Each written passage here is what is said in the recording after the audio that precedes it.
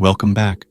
In today's video, we are going to take a look at the running time complexities for our bubble sort algorithm.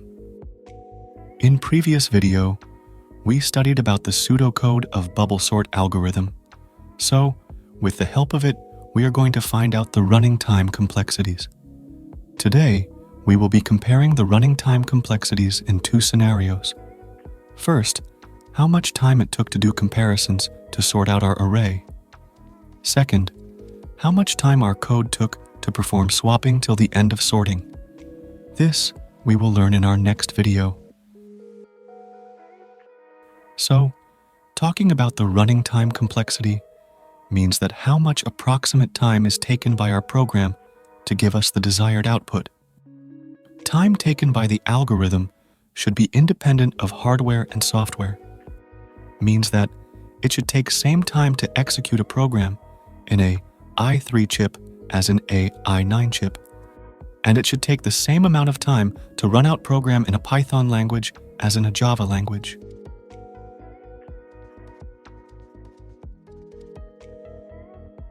Now, we will try to find the runtime complexity for comparisons made. This was our pseudocode, which we wrote in our previous video. This line of code over here is used to compare the elements in the array. So we have to find that how many times this line of code is executed. For this line of code to execute, this line of code has to execute first. For every pass, there will be some different number of comparisons done. So to find out how many times comparison is made, we have to find first that how many total passes were executed. By this, we can find it by using some basic mathematics.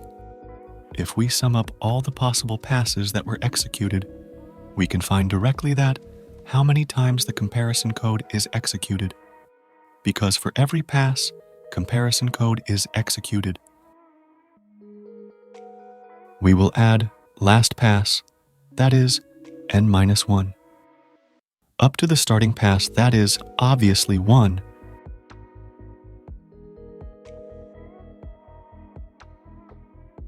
Now we will rearrange this.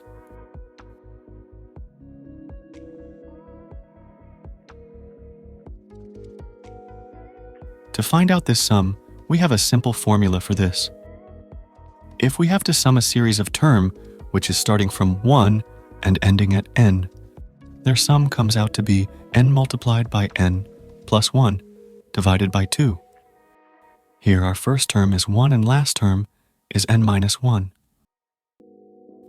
So our sum will be equal to n minus 1, which is our last term, multiplied by n minus 1 plus 1 divided by 2. On further solving, we will get a quadratic expression divided by 2. So, the total number of passes executed is depending on the quadratic equation we got, on which our runtime will also depend. Now, to get our approximate run time for comparisons made, we have to drop some terms. We need to drop the lower order term, which is here n, and some constants also. So, we are left with n squared, which will be our runtime complexity for comparisons made. We got our runtime complexity in terms of quadratic form. So, we can also confirm that our runtime will be a quadratic runtime. Means that the time taken by comparisons done graph will be same as the graph of a quadratic equation.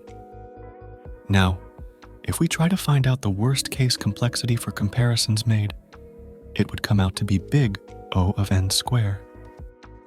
Because, in worst case, we took the scenario in which our program takes the maximum time to execute it. The scenario we took in our previous videos were of worst case.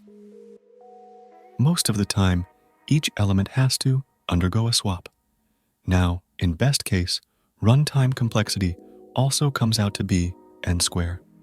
This is because there is no way the line of code of comparisons only executes one time. This code of comparison will execute for every pass.